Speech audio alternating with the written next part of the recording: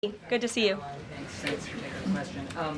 You talked about the transparency with DOGE and Elon Musk's press availability yesterday. There is a conflict of interest law in place that says that people who have personal interests can't interact with government entities that could touch on those. Has President Trump signed a waiver for Elon Musk? Does such a thing exist? If it does, will you guys release it in the interest of transparency that he's committed to? I have not seen the law that you are referring to. What I can tell you is that Elon Musk, as I've confirmed before, is a special government employee.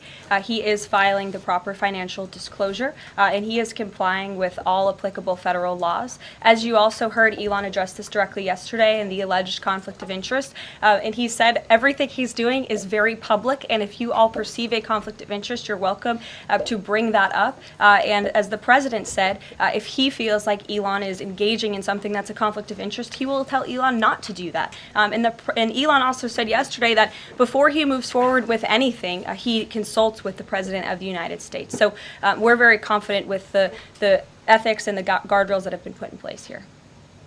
Caitlin. Thanks, Caroline. I have a few things for you, but on the commitment by President Trump, he said that he and President Putin agreed to visit each other's respective nations.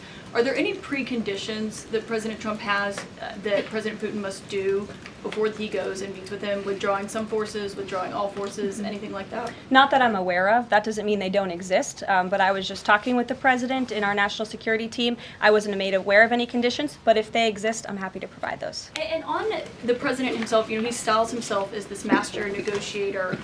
He is now deploying these negotiations, saying that they start immediately. We did hear from the Defense Secretary, Pete Hegseth, today saying that NATO membership is not realistic for Ukraine, and neither is returning to pre-2014 borders. Aren't they giving away bargaining chips before these negotiations have even started? Again, I haven't talked to the president about Ukraine's NATO membership, and he appointed several individuals to negotiate on his behalf. He's directly involved in these negotiations as well, and I'm sure if you ask him that question in the near future, when you're able to, he'll give you an answer. I just don't want to get ahead of him on it. And final thing for you, which White House official made the decision to bar the AP reporter from the Oval Office and the diplomatic reception room last night? Well, first of all, let me just set the record straight. It is a privilege to cover this White House. It's a privilege to be the White House press secretary. And nobody has the right to go into the Oval Office and ask the President of the United States questions. That's an invitation that is given. And there are hundreds of outlets on this campus, many of you in this room who don't have the privilege of being part of that pool every single day and getting to ask the President questions. We reserve the right to decide who gets to go into the Oval Office, and you all have credentials to be here, including the Associated Press, who is in this briefing room today. But isn't it retaliatory in nature is the argument, because the reason that the AP was barred, which they said was because they're not using the phrase Gulf of America, they're using Gulf of Mexico in line with their standards. And so the question here is this setting a precedent that this White House will retaliate against reporters who don't use the language that you guys believe reporters should use? And how does that align with the First Amendment commitment that you were just talking about? I was very upfront in my briefing on day one that if we feel that there are lies being pushed by outlets in this room, we are going to hold those lies accountable. And it is a fact that the body of water off the coast of Louisiana is called the Gulf of America. And I'm not sure why news outlets don't want to call it that, but that is what it is. The Secretary of Interior has made that the official designation in the Geographical Identification Name Server. And Apple has recognized that, Google has recognized that, pretty much every other outlet in this room has recognized that body of water as the Gulf of America, and it's very important to this administration that we get that right, not just for people here at home, but also for the rest of the world. Sure. Thank you, Caroline. The prisoner exchange with Russia coming at the same time as the president is now announcing negotiations to end the war in Ukraine. The timing of that is hard to ignore. Was Ukraine discussed as part of this prisoner swap? I was not involved in those discussions, so I can't comment on whether that came up or not. What I can say is that this was a very good deal for the United States of America and for the rest of the world. As you know, we have confirmed that the Russian who will be returning home very soon, Alexander Vinnik, was a non-violent crypto criminal, and as part of this exchange, he has forfeited more than $100 million that he obtained in that illegal crime. And in exchange, of course, we got Mark Fogel, who is a middle school teacher who kissed the American soil, but kissed the ground last night when he returned to the United States of America. It was a great deal and a great day for our country, and I think everybody, regardless of political affiliation, agrees with that. And was Russia made aware ahead of time of the parameters that the administration and Secretary Hegseth was going to be announcing today? The NATO perimeters? Yes. I'm not sure. You'd have to ask Secretary Hegseth in the Defense Department on that, since he announced them. Jackie. Thank you, Caroline. Just to be clear, so when we're listening for a shift in position on U.S. policy, should we only listen to the president and maybe not the Secretary of Defense? Because what he outlined today would represent a shift in U.S. policy. I'm not saying that. I'm just saying I speak for the President of the United States behind this podium, and I will let him discuss that. Can you tell us any more about the next hostage releases? I understand another Yeah. American's coming out today. Sure, I'm glad you asked. It speaks to President Trump's deal-making ability, and we can confirm the safe release of one American and two individuals from Belarus, one of whom worked for Radio Liberty. Out of respect for the privacy of these individuals, their request, we have no further details to announce on their identities, but we can confirm that one American was released today, and it's a remarkable victory on the heels of Mark Fogel returning to America last night. Anything on who the U.S. might be releasing in exchange? I don't have details on that at this moment. I don't have details on that at this moment. I do know that these three individuals have been released and are on their way home to their respective countries. Ouija. Caroline, thank you so much.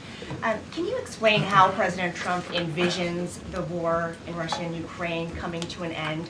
Does he expect Ukraine to hand over all the territory in question? Again, these negotiations are ongoing. I will allow the president to divulge any red lines that he may set, but I think as deals in the past have come to fruition, the president has proven one of the things that makes him a very effective negotiator is not revealing what he's anticipating from both sides, but he is at the forefront of these negotiations in addition to the very qualified individuals who he's tasked with speaking to both President Putin and President Zelensky. And speaking of deals, a meeting with the President of the United States offers any foreign leader credibility.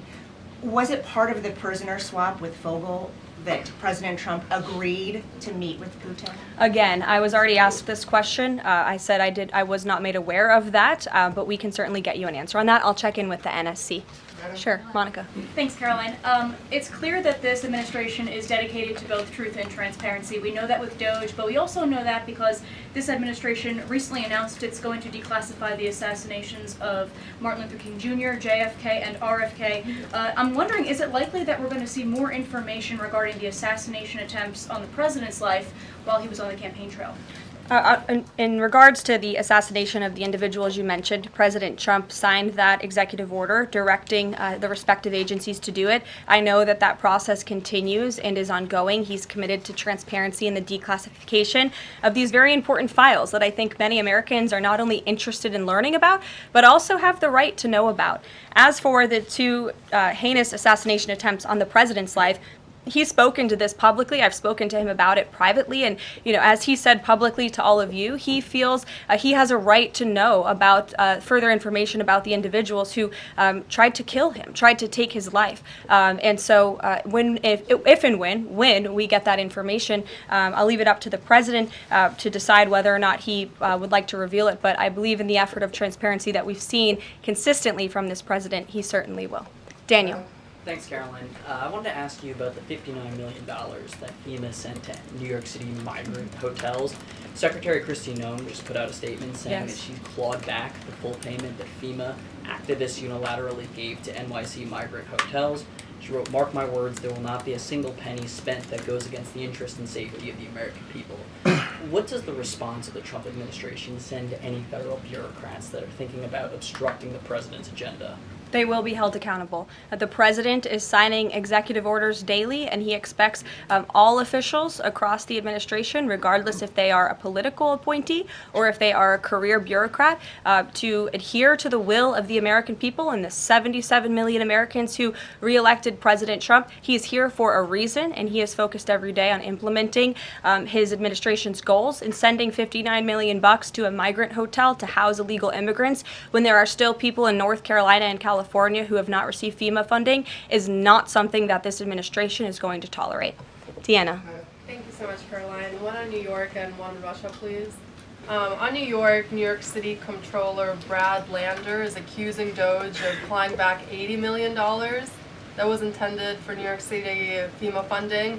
Wondering if you've heard about that figure, if that figure is accurate, and why that money was taken back. I have not heard about that figure. DOGE is moving very quickly, but I can get the receipts and gladly send them to you. I know that story is likely of great interest to the New York Post. And then one John. on Russia, please. Sure.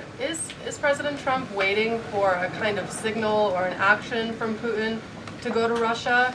And would he be willing to go to Ukraine in the future? I don't have any decisions to make on the president's potential visit to Russia or any in-person meeting at this time. John. Thanks a lot, Caroline. Two questions, one on foreign policy, one on domestic policy. Following up on the president's call that he had with President Putin, does the president view Russia, does he view President Putin as an ally, as a partner, as a competitor, or as an adversary? I believe this nation views Putin and Russia as a great competitor in the region, at times an adversary, but as the president has said as well, he enjoys having good diplomatic relationships with leaders around the world, finding that common ground, also calling them out when they are wrong, and leading from a position of peace through strength. That's the president's greatest strength, and we've seen that again, time and time again. And then as you pointed out in your statement regarding the confirmation of Tulsi Gabbard, there was one Republican who voted against the nomination of Tulsi Gabbard. It was Senator Mitch McConnell. Similarly, how does the administration view Senator McConnell? Can he be a partner in the president's legislative agenda? Are you disappointed that he voted against not only Tulsi Gabbard, but also Pete Hegseth to be the defense secretary? I think we're greatly disappointed in any Republican who chooses willfully to vote against the president's exceptionally qualified cabinet nominees and picks to lead his America First administration. Not a single Democrat swayed from voting against President Biden's nominees, and we know how many of them turned out. They turned out to be atrocious at their jobs, leaving America much worse than they were when they took the oath of office. And so I've said it repeatedly from this podium. I addressed it at the beginning of my remarks. We expect all Republicans to vote, to stay tough and strong, vote for President Trump's nominees so we can get to work and continue to work very hard to implement this president's agenda.